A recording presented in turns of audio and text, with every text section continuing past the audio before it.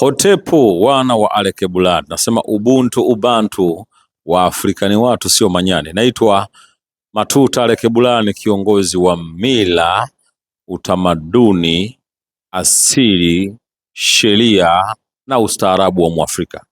Leo kwenye Fikra Huru kupitia kipindi chetu cha Pan Africanism ninaye Chifu Chionda wa Chionda. Huyu ni chifu. Kama hamkujua ya kwamba ni chifu, sasa ni chifu wa makabila zaidi ya 120 hapa Afrika. Lakini pia ni muongoza njia kwenye kipindi hichi cha Fikra Huru. Namkaribisha kwenu naye machache ambayo kwenye Fikra Huru huwa tunajaribu kuuliza kuhusiana na yanayoendelea kwenye ulimwengu. Hotef Chifu Chionda wa Chionda. Amenira master, amenira master. Sasa leo nataka nijaribu kukuuliza baadhi ya maswali kuhusiana na mgogoro unaoendelea kati ya huyu Muamerika mdhalimu huyu ambaye niliona kwanza kupitia zile tungo tata ulizozitunga, sikujua energy uliipata wapi.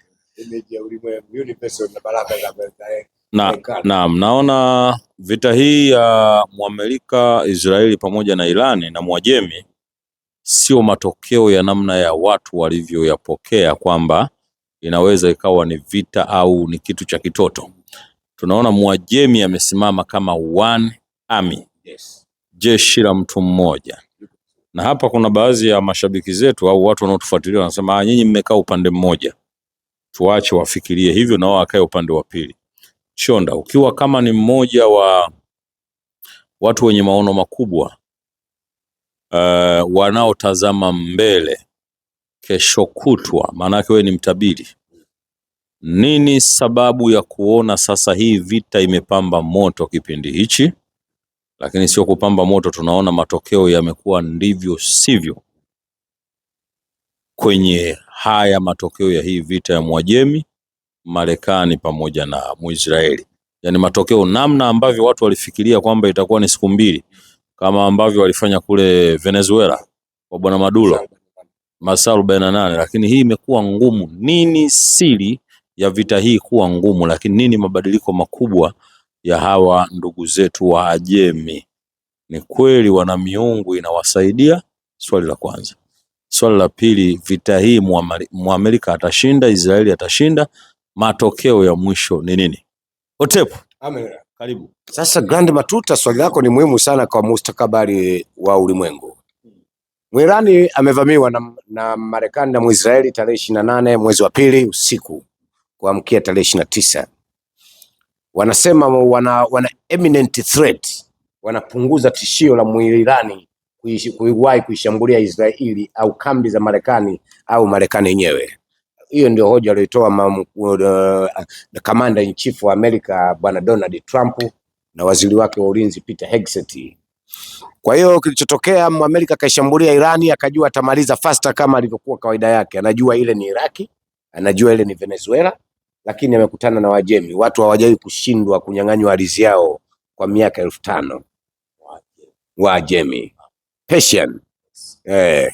Wajemi Grand Matuta wanakuja kubadilisha, wanaita sura ya global power, mzunguko wa dunia. Mwajemi ameonyesha nguvu kubwa. Mwajemi kwa ufupi nikupe, kwa sababu kipindi sio kirefu, nikwambie Mwajemi nguvu anazotumia. Mwajemi anatumia kombora la Haram Shah au wanaita Khaiban. Linakwenda linaitwa liko katika linakwenda kwa kasi ya Mach 15. Yaani inakwenda kasi kuliko sauti. Hesabu kombora la kawaida kutoka Tehran mpaka Tel Aviv ni masaa 9. Mwirani Haram Shah linatembea dakika 10. Imagine kilomita 2500 kutoka Tehran mpaka Tel Aviv. Mwirani ameimarisha ulinzi katika bahari ya Omani na amefunga mlango bahari wa Hormuz ambao unategemea upitishaji wa mafuta asilimia kubwa duniani. Hadi juzi Trump ameamua kufungua ghala la mafuta ya akiba ya Marekani ili wa Marekani wanunue mafuta, maana pipa moja mafuta ghafi ilifikia dola 119. Wakati kabla ya vita pipa moja ilikuwa inauzwa dola 9. Imepanda kwa asilimia 111. Kwa hiyo Mwirani ameweka pabaya wa Marekani, na juzi amepeleka demand yake UN, akawaambia Wamarekani sasa ndio wao wanataka wa negotiation na Mwirani, vita ishe. Mwirani anasema nyinyi mnajua kuanzisha, mimi najua kumaliza. Anasema mimi niliwaambia siku zote kwamba mimi sijui kuanzisha vita, mimi najua kumaliza vita. Nawaambia wa Marekani wamkumbuke jenerali wa Kiroma mwaka 54 BC alipokuja na wanajeshi zaidi ya 1,500,000 na kuwavamia Warumi wa Persia wakiwa na wanajeshi 15,000. Pale pale Chionda patie maiki. Tunaona vita hii inatafsiriwa kwa sasa hivi kwa generation ya sasa, inatafsiriwa kwamba ndio vita kubwa, lakini tunaona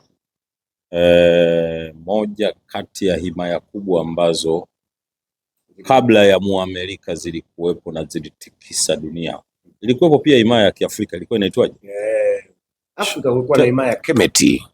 Afrika kulikuwa na Kemeti, kulikuwa na Songhai, Dahomey, Kushi, Aksum Empire, kabla wazungu kipindi hiko wanakula nyama mbichi, low meat. Hapo turudi kabla ya kuendelea kwa sababu kipindi chetu kina muda mchache. Athari na kuathirika kwa Afrika kupitia hii vita ambayo mpaka sasa hivi tunaona matokeo yake, tuseme kama ni mchezo wa kandanda basi ni 5-3. Matokeo ya kuathirika kwa nchi za Kiafrika kwenye uchumi ni yapi? Utegemezi utatumaliza, kwa sababu wa Afrika tungekuwa na akili tungetengeneza refinery zetu na kukamua mafuta yetu wenyewe. Wao wangepigana hata miaka 200, sisi tusingekuwa na shida. Kwa hiyo walichokifanya wao kutuzuia kutengeneza OPEC na AIEC, hawa yote ni makampuni ambayo wametengeneza wazungu ili mradi kutubana kwa kipindi kama hiki. Ni yao si tufe, wanaitaka bara la Afrika, bara la original people. Kwa hiyo ni mpango problem reaction, ni mpango maalum umetengenezwa. The problem and reaction solution, mpango wa kutengeneza tatizo. Inawezekana matatizo haya au vita hii inatengenezwa mpango wa kuimaliza Afrika kiuchumi. Hayo ni maneno ya Grand Matuta El Kabulani, mkuu wa hekalu la Epitesu. Tunasema Otepu. Amela.